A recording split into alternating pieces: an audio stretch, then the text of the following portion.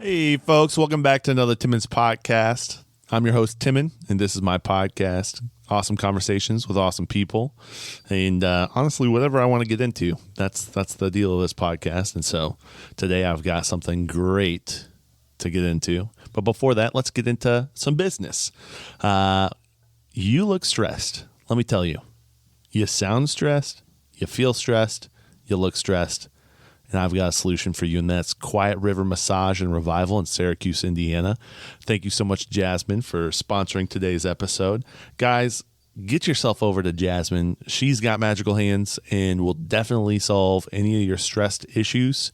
And life is so much better when you're relaxed. In 2024, let's all just be a little bit more relaxed, please. Can we please be a little more relaxed? Please. So, I could tell you all about her, and I've definitely had multiple massages from her. She's top notch. But let me give you a quick testimonial here.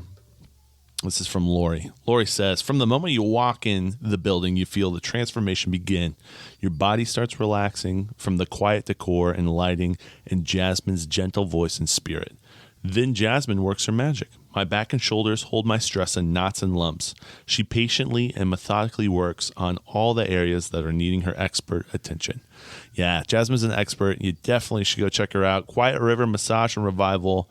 Links are going to be in the show notes below, so click on those. Book now. She's got new hours, so 9 to 6 weekdays except for Wednesday, and then Friday and Saturday 9 to 1. So great times to get massages, get your day started right. So thank you, Jasmine, for sponsoring today's episode. Let me talk a little bit about today's episode, actually. I got to sit down with one of the coolest, Goshen First Brethren in Goshen's pastor, Austin Kaufman. Austin and I go way back. He's doing some really cool things. I love his passion, and we're similarly aligned on maybe education and as well as homesteading. I love what he's doing with the land he has, and how he thinks about education. That was really impactful to hear, insightful to hear. And so we had such a good conversation. I asked him a bunch of different questions, get to know him a little bit in this next segment. So you guys will definitely enjoy. So Austin, hey man, thank you so much for coming on the podcast. I definitely had a blast, and yeah, definitely enjoy my conversation with Austin.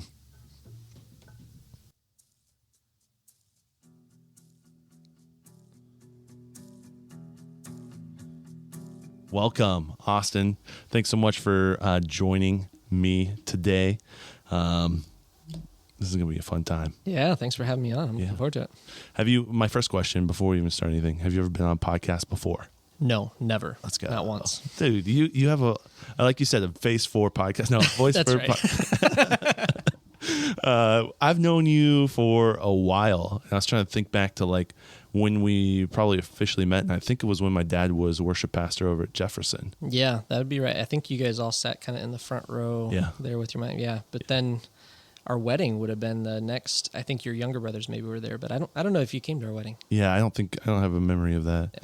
That was kind of the start of the official connection there. But yeah, the hangout. Wow. Did you grow up going to Jefferson? I did. Yeah, my family, my grandparents. So I went to church with my grandparents at Jefferson all the way through, and then it was probably when I got my license that I started going to a youth group in New Paris, just because some buddies were there, and then that I started leading worship at church. That church for a while. Then I shifted back to Jefferson with your dad and was playing on worship team with him for a while. So yeah, I kind of hopped around, but yeah. I was gonna say I thought it was Jefferson was home base. Yeah, I thought it was worship that you connected with. So yeah, yep. That's so cool. Well, first off, we did the first stuff, but tell everyone who you are, where you're from, what you do, all that fun stuff. Okay, so Austin Kaufman. I grew up in Millersburg, but greater Goshen area. I've got a wife, Carissa, and we've got 4 kids, a 5th on the way. So, yeah, I guess I've kind of done a lot of different things. Ministry's always, well, I shouldn't say always. When I was in high school, I thought I was going to be a choir director, so I kind of headed down that path for a while, but then was called to be in the pastoral ministry. And trying to do that while also we got married young. We started having kids young. we always kind of pieced together what a livelihood looked like. So I ended up auctioneering shortly out of high school. So I was a licensed auctioneer and worked for a company out of Middlebury, and that was a lot of fun. But they started growing like crazy, and so we traveled a lot, and that wasn't great for family. So I ended up backing out of the auctioneering and putting more of my eggs in the ministry basket. I taught at Clinton Christian School here for a while in Goshen. It was a great experience, and so now I'm the lead pastor at Goshen First Brethren Church right downtown. Been here for year and some months, maybe a year and a half or so. I'm involved kind of in the homeschool community, teaching some homeschool classes. Got an interest in education in general, and how that kind of melds together with the church. We do some homesteading. We've got a small 1-acre farm, lots of chickens right now, some sheep, having little lambs born all over the place. That's awesome. So yeah, we do a little bit of all that, and it's great. I think that's so cool. I have a billion questions already popping into my head here. Fire away, one at a time. Let's go to homesteading, because that was what you just talked about. With the lambs, what are you going to do with them? What's the purpose? Most of those are going to be meat lambs. Dude, that's what I was going to ask. Yeah. Because I've been thinking about how much land do you need for those lambs to live on? Not much. No, not a lot. It depends on the breed you got, but we shifted a while ago.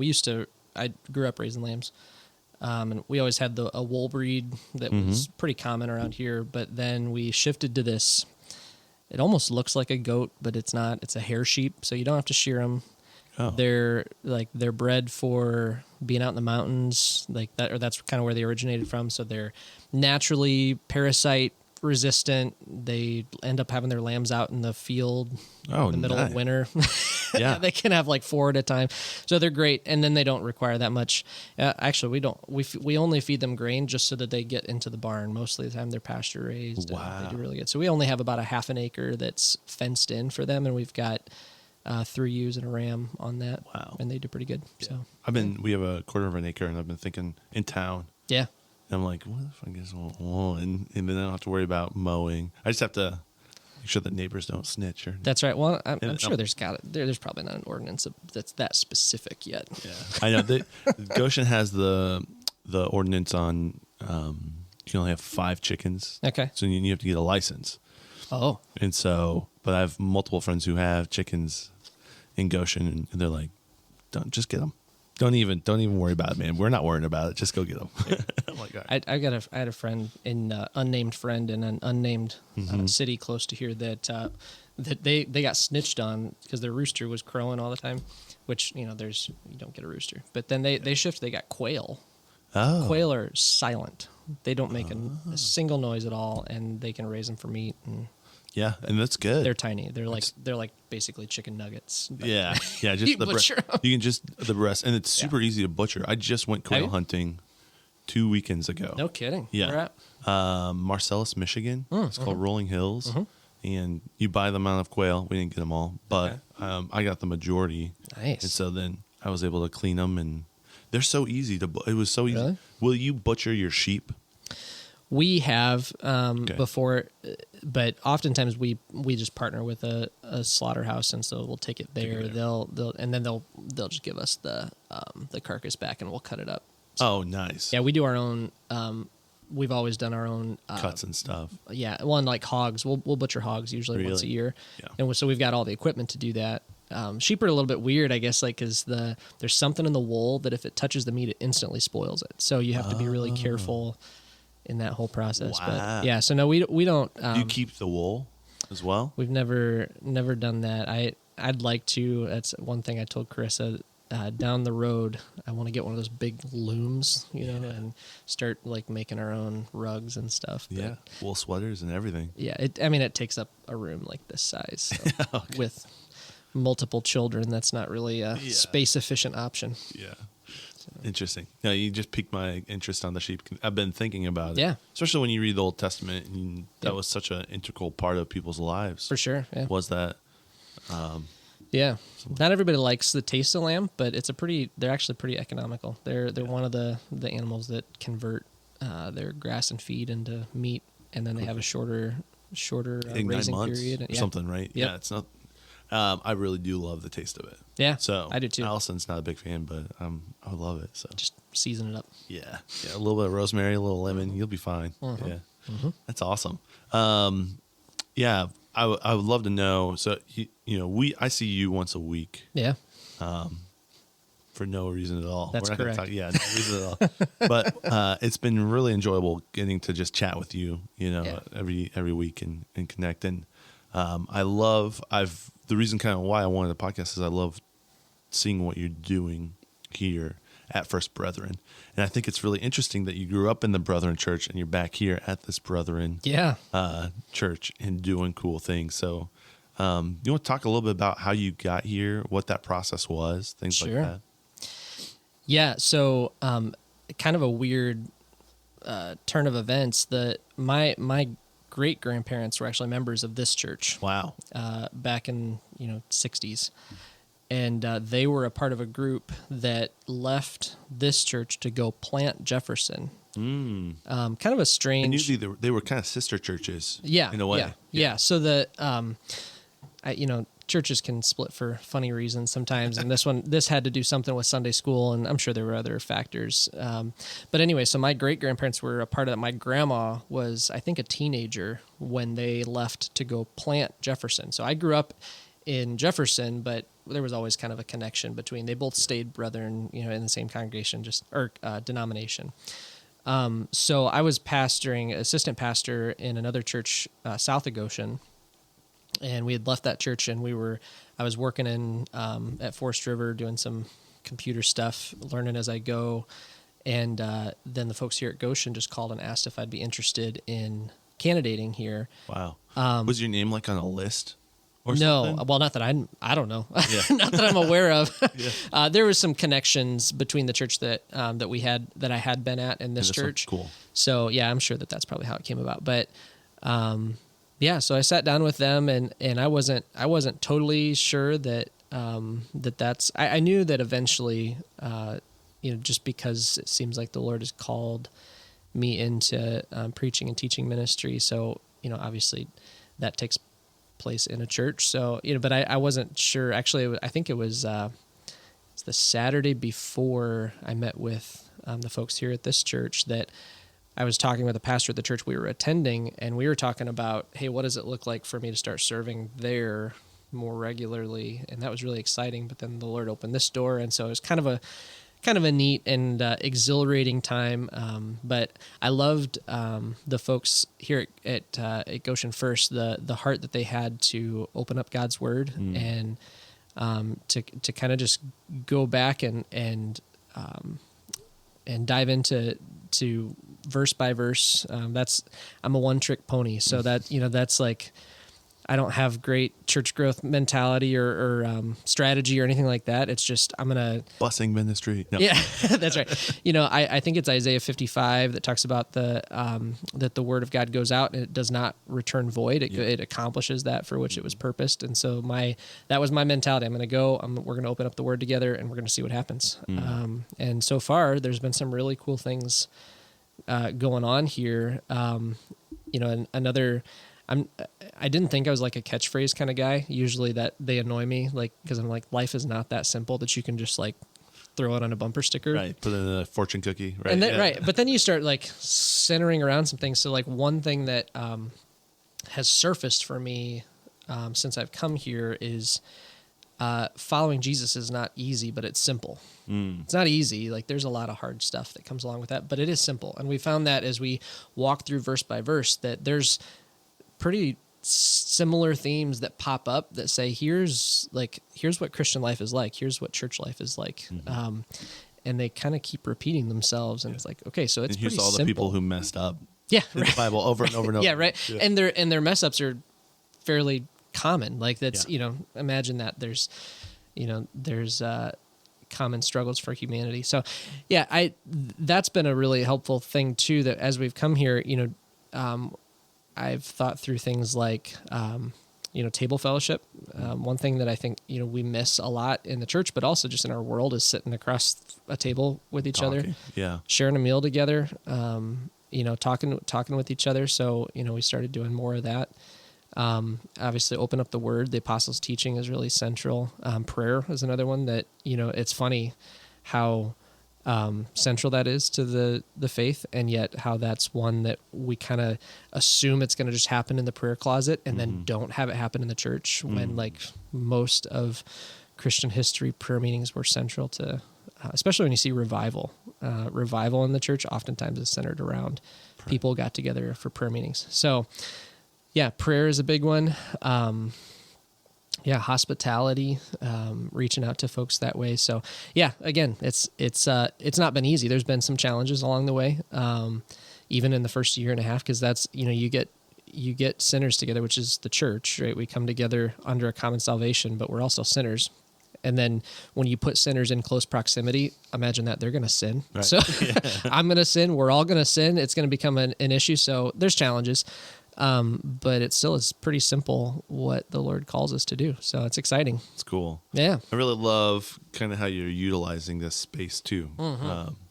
I see you doing a lot of different initiatives and working with collaborating with other ministries, doing things. Yeah, that was, I was challenged, thinking through things like stewardship, giving stewardship, that sort of thing. In seeing the facility as a resource that the Lord has given us to steward. I think sometimes we can forget that the and this is a catchphrase, right? The church is not the building, right? It's the people. It's true. But we can kind of figure, but that then, because the church, the people have a building, that the building is only to be used for the people. Right. But what if we instead, like in a great book, actually it's sitting over there, it's called Budgeting for a Healthy Church. It kind of introduced the concept to me using the parable of the talents, where, the master divvies out talents, and it was the servant who took the least amount of risk and took his talent and buried it in the ground and came back and gave his master the talent that was his with no interest. He was the one that was called the wicked servant, where the one who took the biggest risk and took the 10 talents and invested the 10 talents, he was the faithful servant. He was put over even more. So and he took the biggest risk. Right? And we might not get this back. Exactly. We often think stewardship means no risk. Right. That's totally absent to that. So, thinking, okay, what would it look like to take this facility and see that as a talent the Lord has given us to reinvest into the kingdom? That led to, I've got some goals in my mind, because this church has been here for over 125 years now. Yeah.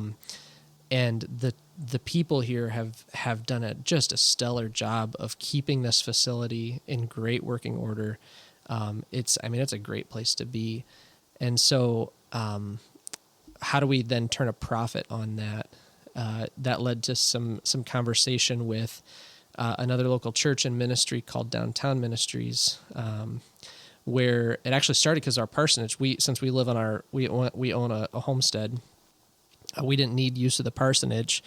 So a neighbor said, hey, we've got this connection with a ministry that they house women that are in kind of a tough spot, and if they got children, and what do you think about using your parsonage for that purpose? And so we met and we thought, yeah, this is great.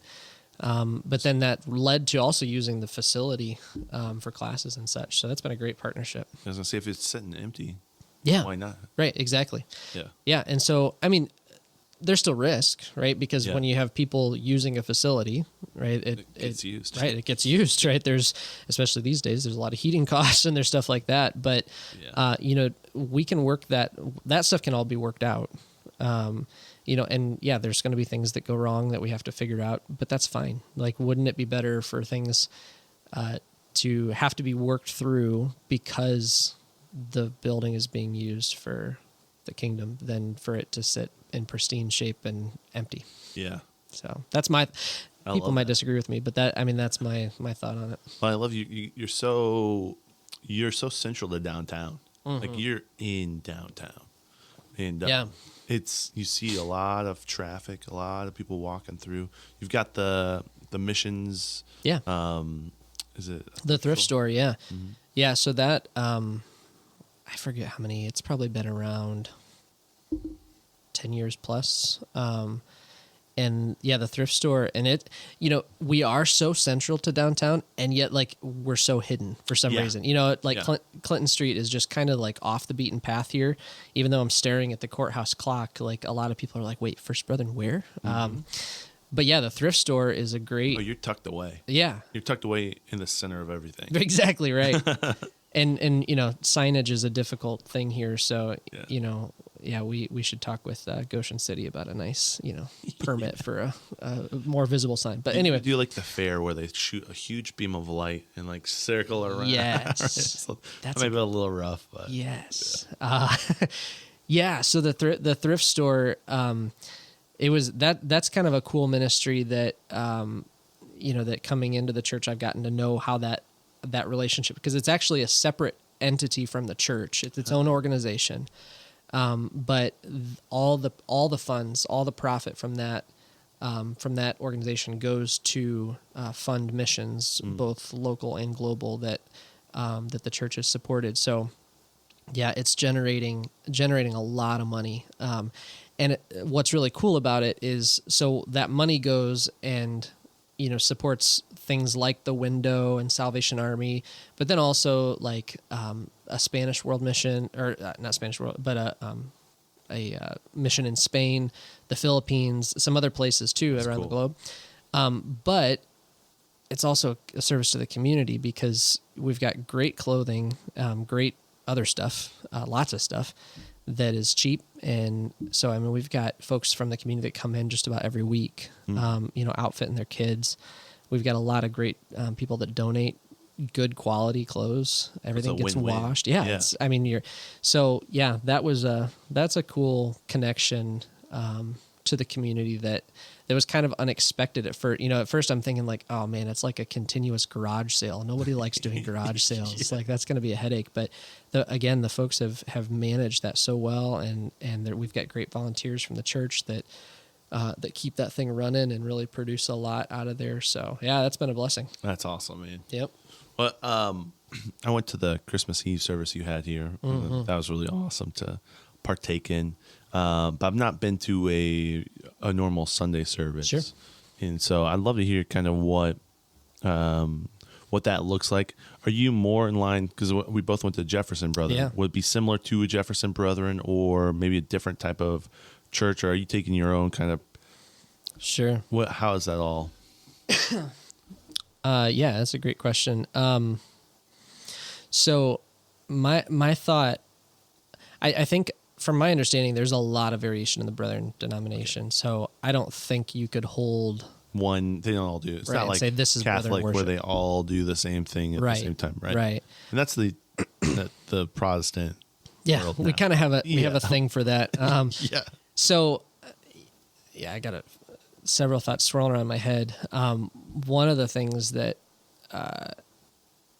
a conviction of mine, I guess, is that like when we gather Sunday morning, that's literally the most important thing that's happening in the world on 10 a.m. on Sunday. Like and actually it's not just our world. Like it's a cosmic event when God's people gather together. So when that elevates that moment for me out of everything else. So then what takes part in that worship service, in my mind, God has called his people to worship. We can get together and we can think, hey, it'd be a really good idea for us to get together and worship God. And we do that sometimes. But God is the one who commanded his people to come and worship him and gave them that. Like he took the initiative to call out a people and gave them information about himself so that they had some idea of what to worship or who to worship or how to worship. So in my mind, what fits in that time, like I'm looking to him and his word to see, okay, how do you want to be worshiped, God? Like what? Because if I come up with ideas, like, yeah, we can be creative and we can be innovative in some ways, but I'm more likely, actually, I'm gonna get it wrong. But if I look to him and I say, okay, what is it that you want us to do? Then that really filters a lot, and it kind of sets the tone, sets the agenda. So Takes a little of the burden off you too. Oh, tons, right? Tons. So what that means, I mean, like categorically, categories are not always helpful with, especially in things like the church and theology, because we tend to want to label people so that we can know what to do with them. But I guess if you're going to deal with a category or label, like I lean more liturgical, which means like, I think that it's good to have a set order for the worship service. So that what that means is, we're going to have every Sunday, there's going to be a call to worship. And what that signifies is that it is God that calls us to worship. So we're going to read a scripture somewhere from the Bible. There's tons of them where God calls his people to come and worship him. And from that moment on, then my mind is like, we're going to stick to what we know from scripture God is pleased with. So things like, singing songs and, singing songs that are rooted in God's word. Mm-hmm. It's going to be things like prayer. And so like the Lord's Prayer is going to show up every Sunday because, right, his disciples asked him, Lord, teach us to pray. And he said, okay, pray like this. Yeah. And I think, right, that's like, that's both a form. Right. And also, like, I think it's good to pray that. Yeah. It's the blueprint, but then also why not do the blueprint? Yeah, exactly. Right? Yeah. So yeah, there's pieces of that all kind of fall in place. And yeah, it does. Creativity, again, it's really good. And God created us with that mind. That's part of the way that we bear his image, is that we're creative beings. But also, when we don't have to be creative and we can just say, God says this is good, I'm going to do that. Yeah. That's really helpful. Yeah. So, yeah, a lot of that kind of stuff. So, yeah, Sunday morning is we pretty much follow the same structure. And like there's some of that stuff. There's places that we want to go. There's conversations that we're having because, Christians, especially Protestant Christians, we all kind of scattershot a little bit on the map when it comes to how we worship and how we want to worship and what we think. So, we're working some of that stuff out here as well. But I love the fact that we get a weekly shot at it. That it's like, if we only did this like once a month, it would be like so high stress, high stress where, I can look and say, hey, you know what? That part was really great. Let's do it next week. Or I can look and say like, man, that flopped. Well, let's try again. So that's cool. You do have a little bit of ability to flex there too. Yeah, which is nice. For sure. Are you a debtors or trespassers when you do the Lord's Prayer? Man. Well, it's a point of contention in some places, right? It's almost like as bad as the sloppy wet or the unforeseen. Yeah, the one that we say debtors on Sunday morning, and I think that's only because I use the ESV translation for preaching and teaching, and that's what I read. Is that I like it, and now I'm starting to. There's another one that I'm flirting with that feels like a really big change. So I'm not ready to commit to that. But anyway, so I tried to just make that consistent, so that way we kind of get used to the language, and that's what ESV says. That's fun. Debtors, but that's hilarious. Yeah, right. Again, the camps, right? We have our camps. You got the one camp that does this. It's fun because we'll say the Lord's Prayer with Allison's family, and when you go. It's just great when you get them all together. When it comes to that, there's like almost everyone kind of pauses a little to see what someone's going to say, or they'll all say it at the same time. Right. Half the room says this, half the room. So. Forgive us our. Yeah. Who are we being forgiven of? I don't know. As we forgive our. Yeah. So tell me a little bit about your kind of how you came to the faith. Yeah. I'd love to hear a little bit of that story. Sure. Because it would just be interesting to see how you were kind of called to what you're doing now. Yeah, no, that's a great question. I was just, you asking that question reminded me, I was listening to some marriage marriage counseling stuff, and they talked about how like that actually is the most central question to deal with in marriage counseling is like, because right, it's two Christians coming together and you're Christians first. So no, I like that question a lot. Yeah. So growing up, I mean, I grew up in a Christian family, and growing up, going to church, Sunday school, having that framework there was really good, and that was God's design. And so I can point back to praying with a dear lady that still attends Jefferson when I was in first grade, and asking the Lord to save me, and then looking ahead a couple years to I was baptized in fourth grade. But then like I think a lot of people, at least it seems like it's a familiar story where those decisions were more or less real. I look at it now and I say, no, I think they were valid. Like, because, I didn't understand everything or even a lot of things, even about what I was saying, but that was a foundation of faith that was really important. So I'm grateful to the Lord for that, like laying that foundation early on. It was probably when my wife and I started dating. We're both from here, so we're high school sweethearts, and her family really challenged me a lot theologically, because we just came from different camps. Like we were going through different thoughts, and so conversations led to I'm in my less sanctified version, I'm pretty combative in me.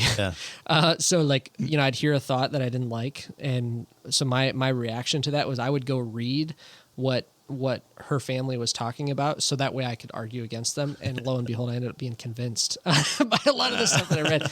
But that was the moment where that's cool though, because it allows you to like, it's sharp. That's the sharpening thing. It is. Yeah. Yeah. Conflict really is good for us. It really helps work stuff out. But yeah, so that I would say late high school was when the Lord started showing me that faith is really deep, and knowledge of His Word is something that's good and not bad. And that generalizations aren't helpful, but yeah, I think what that's the heat, by the way. We don't have people banging on the door. Yeah. Old steam pipes here. Yeah, that's awesome. I think there was a kind of a idea floating around for a while that like a heady faith or like more knowledge ends up leading to a less genuine faith. It's too intellect, and then the intellect's eventually. Yeah, it doesn't get to the heart. Yeah. So I think that was started shifting, because I think I'm more, if there's a scale of like intellectual to emotional, I'm probably more on the intellectual side, just how I'm wired. But like my wife will say now that I cry more than I used to. So that, I don't know, maybe that's changing. But anyway, so that kids too. That could be, man, lose hair and also gain tears. Yeah. So yeah, but that was also about the same time when, the Lord dealt. I was heavily involved in music. So leading worship was a part of that, but wanting to be a choir. Well, yeah, right. That was the whole thing. And one of the things that the Lord did was He convicted me about why I was doing music, because I wanted to be in the limelight. Like I liked being in kind of center stage, and so that was kind of the start of a pretty big journey for me in terms of turning away from, okay, I'm not the most important thing in the universe. God actually is the most important thing, and that was a humbling experience that led to me stepping away from music pretty heavily, and that to this day that still is like grates on me, but I know that it's okay. And then the Lord redeemed it. So what was kind of cool, part of that was I decided not to go choral music route. I decided to go into Bible teaching, but at the time I thought, I really don't want to be on call all the time like pastors are. So I thought, I'm going to teach Bible at a school, because then I can clock out at 3:30. Yeah. I can still teach the Bible, but not have to deal with Bible people. time, no Bible time. Exactly. Right? It'll be great. Just all the Bible, none of the people. Yeah. And then again, that pride. The Lord used a couple key influential people in my life, and to convince me that was indeed sin, Wow. a sinful mentality to have, and that the Lord really would have me be a part of people's lives, because the Bible actually has people on the other end of it. Right. So then went from teaching. The thought was I was going to teach in a classroom to no, I'm gonna head toward pastoral ministry. God's got a sense of humor. So then a couple years into that process, I ended up teaching Bible while pastoring and conducting the choir at the school that I was teaching at. Wow. So it was kind of like the whole mix. It was a full circle, which was God's kindness, really, because he just showed like that it doesn't actually mean those things die. But when things are in their right order, the Lord opens up a ton of opportunity. Yeah, and he puts those desires in your heart for a reason, and it may take time before it all gets fulfilled and shown. And For sure. Yeah. Yep. So it sounds like it was kind of a slow, and not slow, but like just continually moving towards a destination. Yeah, gradual. Yep. Which, I don't have I don't have the big like Damascus Road, like, Right. I was at church camp and, all the lights turned on. Like I didn't have anything like I hit that. my rock bottom. Yeah, exactly. Yeah. But I've come to learn, I think in the last, I don't know, several years that those types of experiences are great and they're God honoring, and Yeah. I'm grateful for it. But also like I grew up in a Christian home. Like I knew the gospel from the time that I could hear. blessing, That's a right? blessing, You right? don't wanna That's grow in a not home the where bad. you were abused. Right, exactly. Just- Right. Yeah. Yeah, So Christian it doesn't. parents are good. It may not be as when you get on and you're talking about your testimony, it's not as exciting. Yeah. But They're not going to make a movie out of that. right. But Maybe. also, yeah, I don't know. Right. And you went to Sunday school. And then next week you went to Sunday school. Yeah. Great story. Slow grind of Sunday school. Yeah. No, that's really interesting. I do you think there was ever like a light bulb moment? And the reason why I ask you that is I remember one time, for me, my personal journey, I remember, I also was young when I accepted Christ, but there was a moment where I'm like, yeah, this is real.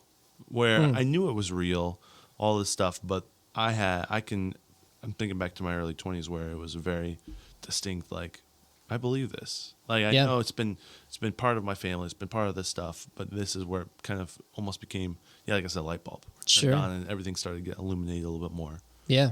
I don't know if that's my experience. So I don't know if there was a time for you that could be different. So I think time frame for sure. I can't like point to a date, but I can think of a time frame in like freshman year of college where, all of the theological tension with my in-laws that was a good thing, kind of fruited into, like I said, the repentance of I'm not the most important thing, God is. And I think he does that. I think God uses the combination of repentance, turning away from something, and turning towards something as moments. So I was turning away from having a me-centered world, and then, but I think one of the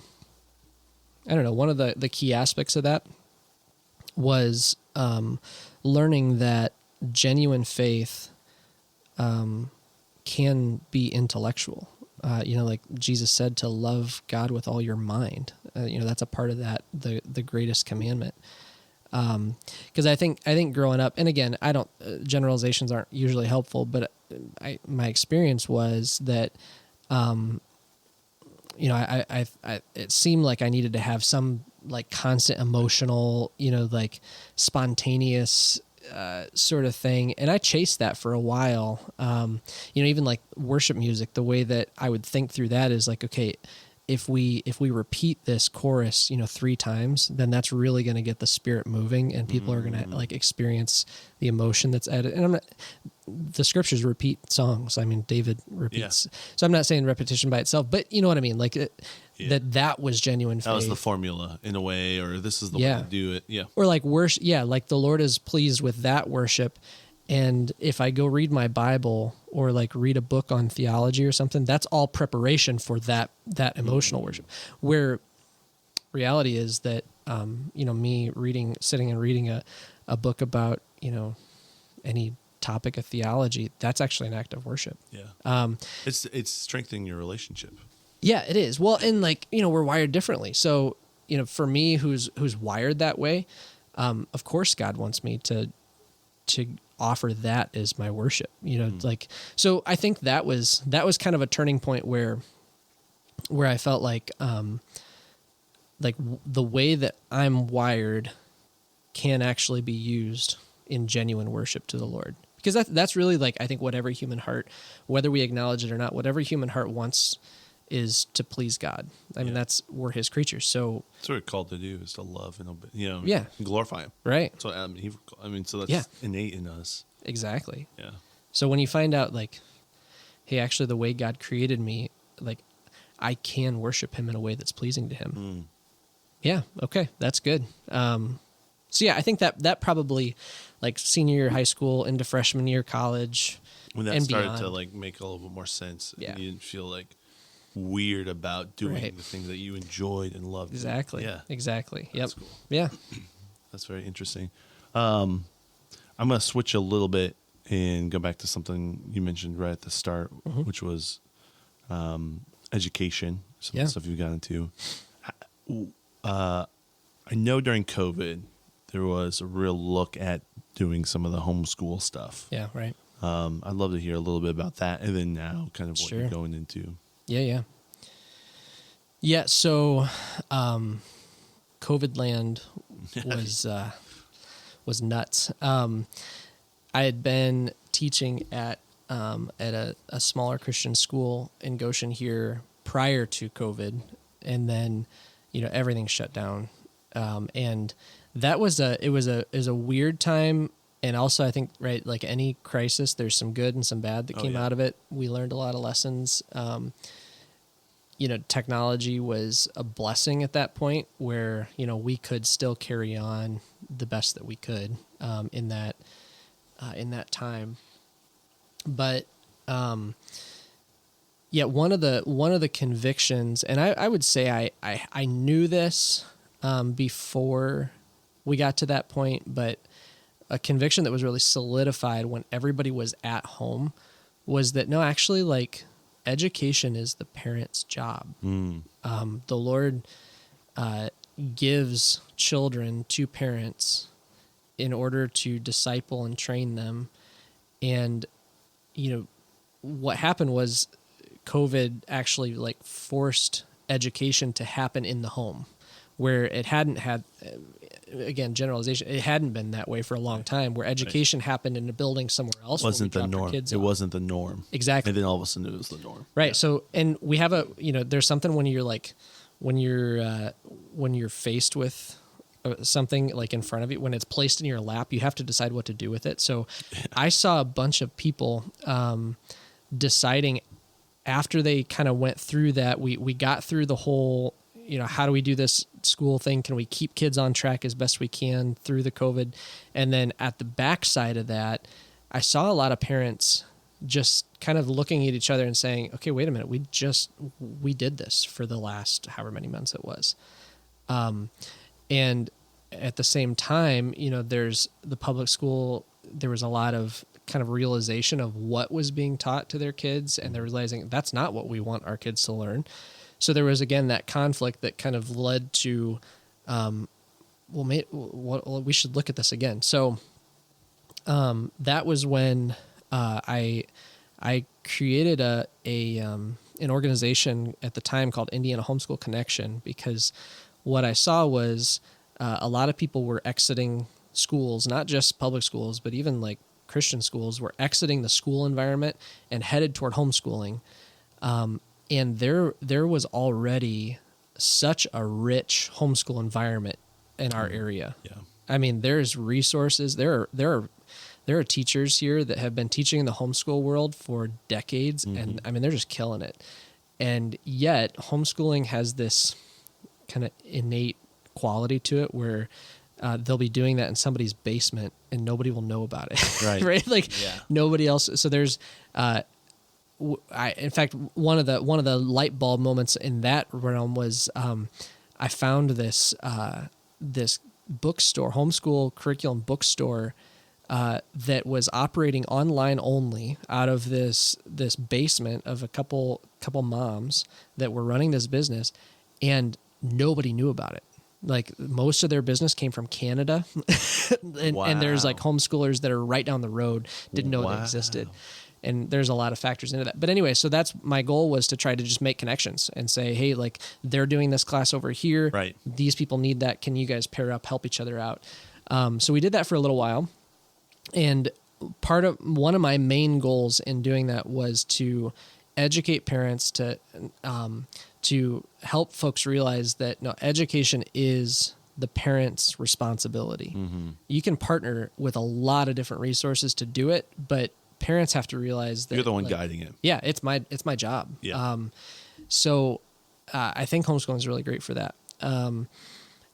During that process, and kind of in the when I was still teaching school, I started asking some pretty big questions though about education in general, and part of it was my own experience. So I went to a local public school here that shall remain nameless, I guess. I don't know if that needs to, but Doesn't start with an F. Right, it doesn't start with an F. And I had a great experience. I loved it. I loved the community. I grew up in the community. My family went there. My mom and dad went there. Like I had some of the same teachers as they did. Like it's where I'm from. Yeah. Is that where you met your wife? That's where I met my wife. So I've got a lot of connection there. But I graduated one of 6 valedictorians of a class of 144. And I realized, even at that moment when we graduated, I realized this, but just kind of forgot it for a while. I was the absolute least qualified person to be on that stage. And this isn't like false humility. I was a valedictorian right next to a person who scored like 3s and 4s on multiple AP exams. Oh, wow. And I didn't take a single AP exam. Like I didn't do any of that stuff. And yet like we were kind of together. And then at some point I realized, I graduated valedictorian without reading most books in their entirety. Like somehow I figured out how to get away with it, how to do that, how to take tests really well. And and I was really dissatisfied with that. Like I got on the backside and I started realizing the education that I missed out on. And I'm sure that I'll take responsibility. It was, I had great teachers. I'm sure that if I did what they told me to, it wouldn't be as bad as what it was. But, so I started realizing the education that I missed out on and started asking why that is and what actually did I miss. And so I was introduced to, what's called classical Christian education, really classical education, but then from a Christian worldview. And it was basically everything that I felt like I should have had, but didn't. So, so started doing some research on what that is, and come to find out, like a lot of things, it was the way that most humans in the Western world have been educated for like over 1,000 years. It was the norm of education, but it's been removed. But it's been removed and changed, like diluted. Well, so it's a totally different mentality than like what American, particularly American education is. So, classical education, there's both a method and a content when it comes to like what classical is. So the content is like the classics. So you're reading things from like Greek and Roman era, Iliad, Odyssey. You're reading things like Augustine's Confessions, some of these works of literature that have just stood the test of time, right, and have shaped Western culture. you're going back and reading those things, reading them in the original languages, and there's a piece to that I can talk about in a minute. But so the content, you're studying the classics. The method, the classical method, goes through at least in the first stage, kind of three stages where you're doing grammar, logic, and rhetoric. Grammar is not just like English grammar; it's basically the basics of every subject. So, like grammar of geography would be learning river names and country names and continent names, and then you go to logic, which is like how do those pieces relate to each other. So, you're talking about how does that river relate to that battle that was fought right next to it? What's the relationship between those two things? And then that moves to rhetoric, where you're turning to say, how do I communicate what I learned here or what I think about that relationship? How do I communicate that the best way that I can? How do I persuasively argue? How do I get my hearers to track with me, and how can I actually advance ideas in the world? So that's the method of a classical education, and that's what I was realizing was my students that I taught, I had great kids, great students. A lot of them are doing some pretty cool things now, and I think I don't know. It'd be interesting to ask some of them now if they had that moment where like, man, but I missed something. I think a huge piece of it was missing the grammar stage in education. Which is the base layer. It is, yeah, and this is where I think the two, like public school or like American Christian or American public education versus classical education, can kind of be compared. Classic education assumes you need to memorize things before you can think about things. Public education talks about memorization as the lowest form of learning and therefore the worst form of learning. So don't memorize stuff. Don't have your students memorize things, because that's actually that's the lowest form. You'd rather have them critically think about things. But I realized you can't actually critically think about anything unless if you have things memorized to think about. You have to have the content before you can do something with it. So that was kind of, I think that was the main stepping point for me was, okay, yeah, let's go back. And then we've got, our oldest is 7 now. So, we're in this process of educating. What does education look like for him? And we're homeschooling, but we're using a classical curriculum where the kid is just memorizing content like crazy. Yeah. Totally just pumping stuff in his brain, but that's where they're at. Like that's what young kids' brain does, is it's a sponge. It just sucks all this stuff in. And then, Lord willing, the idea is that he'll have that stored away, so that when he gets to the point where he's a junior higher and wants to argue about everything, he has that library. He can just boom. Exactly. That's cool because it gives you the framework for what he can memorize. Because I think you're right. Their brain is a sponge, and they're going to memorize anything. Yeah. But if you don't have a structure, they're going to just be like, okay, well, this is Roblox and all of the details of Minecraft. Yeah, you know what I mean? Exactly. And we're seeing that. Yep. Kids know so much about that stuff, and they're a sponge, and so that's what they're memorizing. It's just way interesting for them too. But if you have like a box guidelines, and you're like, and memorize this stuff, right? You're putting them 10 steps ahead. Yeah, they're going to memorize stuff. They're going to memorize stuff. I can remember like George Strait songs that my mom listened to in the car taking me to preschool that I've never listened to since then. And yet it comes on the radio somewhere and I can sing the whole thing. Wow. Your brain does that. So yeah, that's part of my role, I think, as a parent, and us as parents, is to be the ones that decide, and shape and form and give our kids, okay, here's what should be in your brain. Yeah. So yeah, that's the main. I'm pretty fascinated by that. And then when I find out too that, like the founding fathers of our country, this is how they were educated. Yeah. If you said, most of the Western world. Yeah, exactly. Like that. It wasn't until, like late 1800s, mid to late 1800s, early 1900s. Factory workers. Yeah.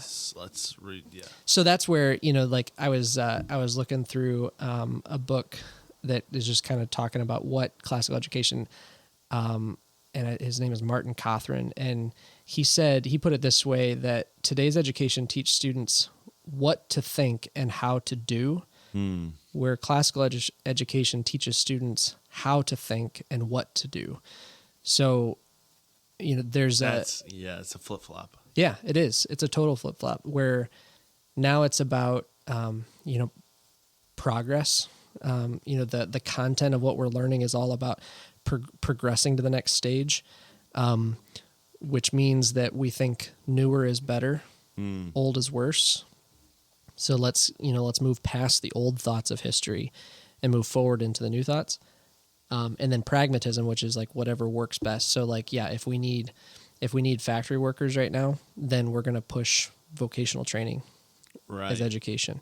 If we need, nurses or, medical staff, we're going to push the sciences, and have, so it's more pragmatic based. Whereas classical said like, no, what's it actually like to be a person? Yeah. What's virtuous? What's right and wrong?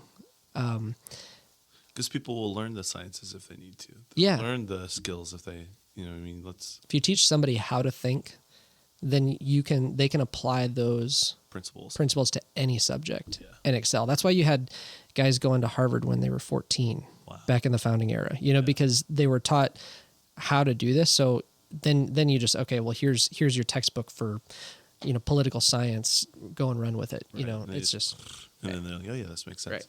Wow. That's wild to the fact that you had to almost reconstruct your education to even start thinking about that. Yeah. Well, and it's crazy too. So like a goal that we have is to eventually start a classical Christian school here in Goshen, which again, some people would be like, okay, there's 3 Christian schools within driving distance of Goshen. Why would you do that? But because it is a totally different mentality. It's, I praise God for those schools that, that parents have an option to have that Christian environment.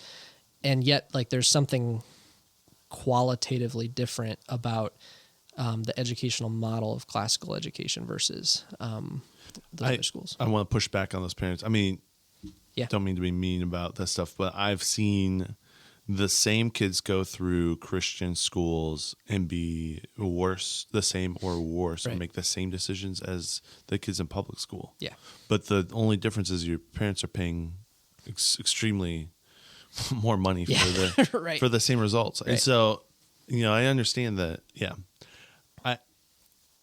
I've just seen that over and over and over again. Yep. Like they think it's a solution where I personally don't think it is. Sure. So that's my opinion. I'm not putting that on you, Austin. No, I'm good. I'm tracking with you, because there's a difference between, in my opinion too, there's a difference between an education that assumes at the first place that this is God's world, and so everything in God's world should be understood through God's word, and saying, no, this is what the world is like, and then kind of sprinkle. And this is cheap, but like sprinkling Bible classes on top of that. Yeah. Like, okay, you need to learn all the stuff that the public school is teaching you, but then we'll have a Bible class. Yeah. And I will say, I don't think any of the schools around here are doing it at that level. Like there's some really good biblical worldview training happening, but it's interesting because I was just talking to someone whose dad was a Bible professor. Yeah.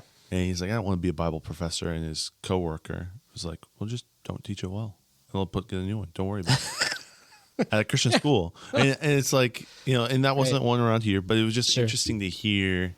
Like, I wonder how many, that doesn't seem far-fetched for me. Right. Yeah, that makes sense. Yeah. Anyways, yeah. Yeah. So, that's our goal. I mean, eventually we want to have, and I'm talking, like, I'm looking at my kids. I want there to be a rigorous, academically focused, classical Christian school that I can send my kids to and put them through to train them so that they're prepared. Because I think it's the best way that I can help prepare them for the world that they're going to face. Yeah.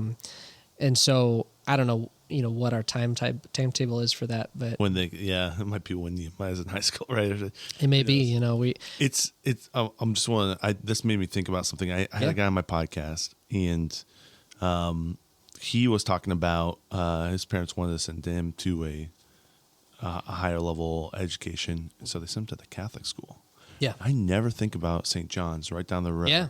And he said, when I got out of high school, went to college, I went in and I realized my level of learning was already so much far surpassed the people who were in college with me. Yep. Like I was used to, like they gave him write a 3-page paper.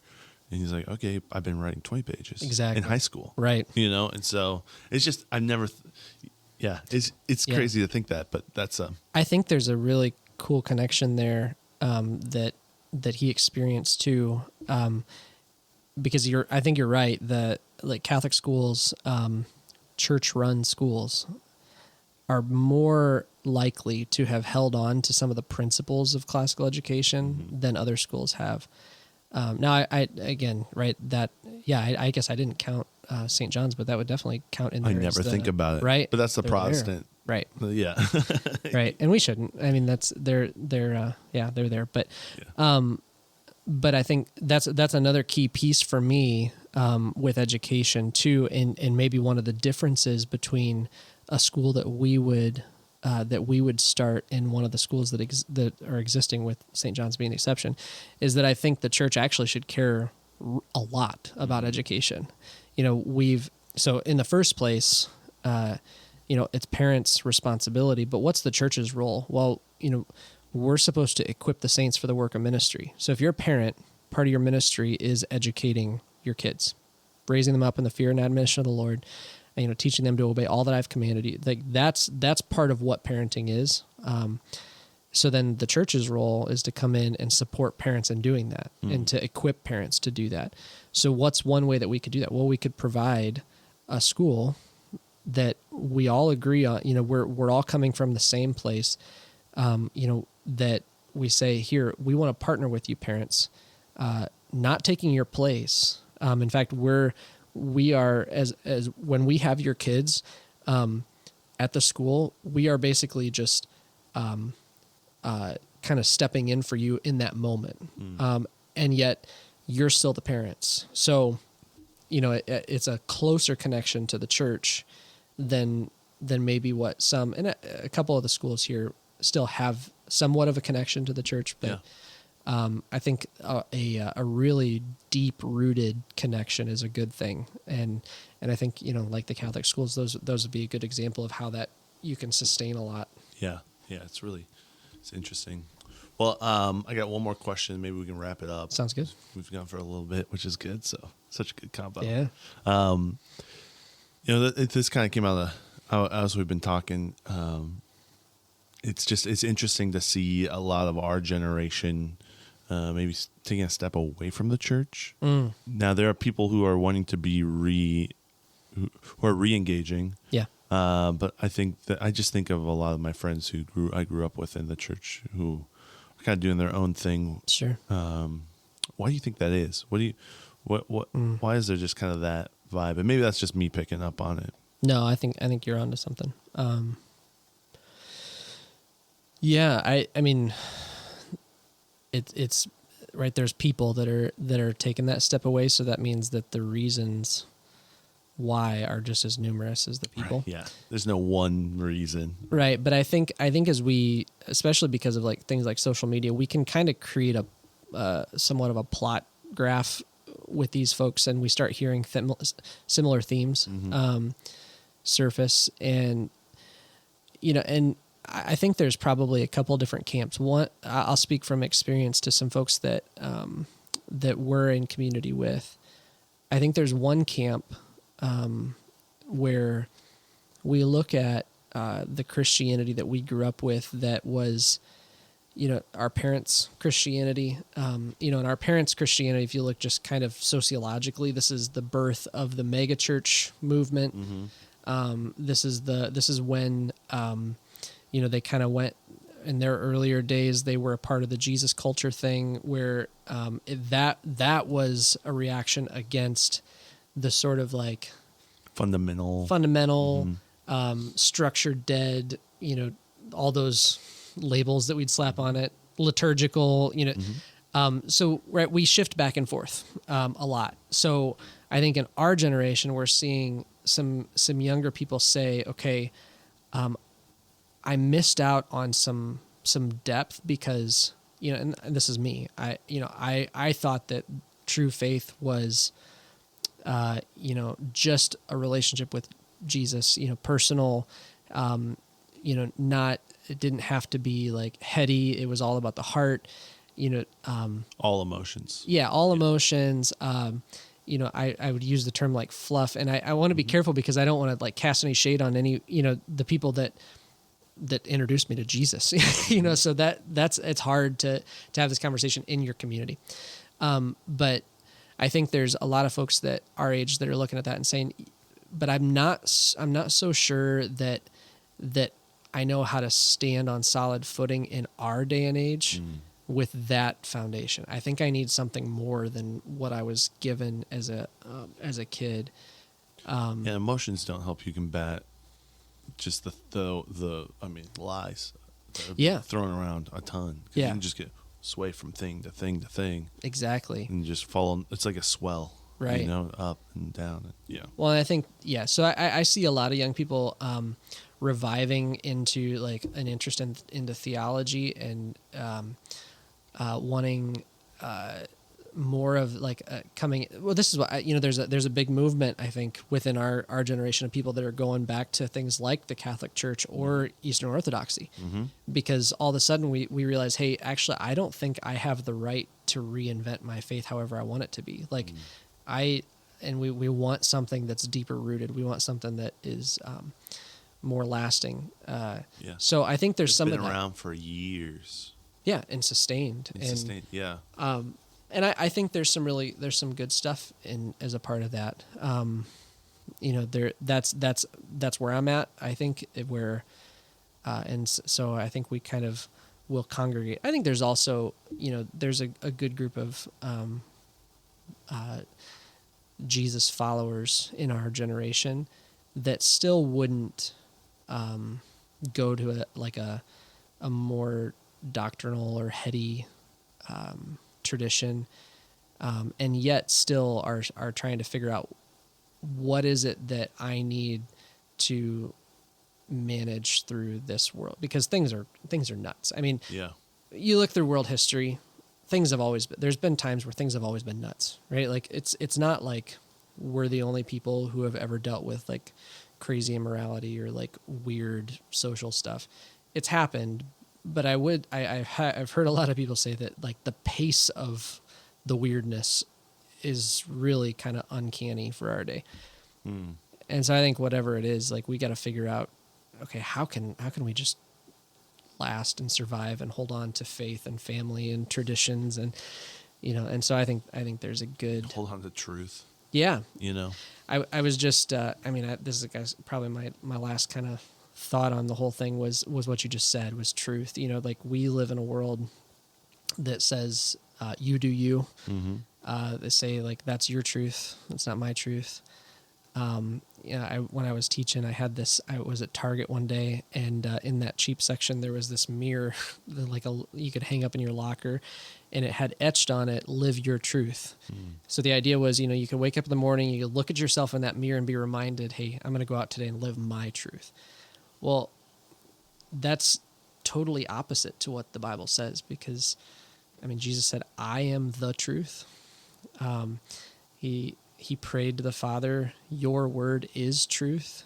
It's not your word is true, as if there's like some other standard of truth out there and the word measures up to it. No, the word is actually the standard. Your word is truth. And that's a solid foundation, right? Like something that's outside of us that is the truth. Take that away and say, no, actually you get to define truth. Well, then of course we're all heading in 1,000 different directions, because if I'm the one that decides what's true, then I have no other connection with anybody else, because it's ultimately just up to me, and that's not how we were created. So, and then your foundation's on your emotions. Yeah. Which is swell. Right, because like I can have some bad pizza one night and have like the same sort of physiological response. Where'd you get that pizza from? That's the question, right? Hey, yeah, maybe that's the closer question. Best pizza in Goshen, man. Yeah. Oh, that's tough. I mean, because you got, I will say, going back to the pizza, Yeah. great point. Yeah. But you got all your chains and you got your non-chains. Yes. And so, Where did I just see? Syracuse. There's a new pizza place. I think Momo's or something like that.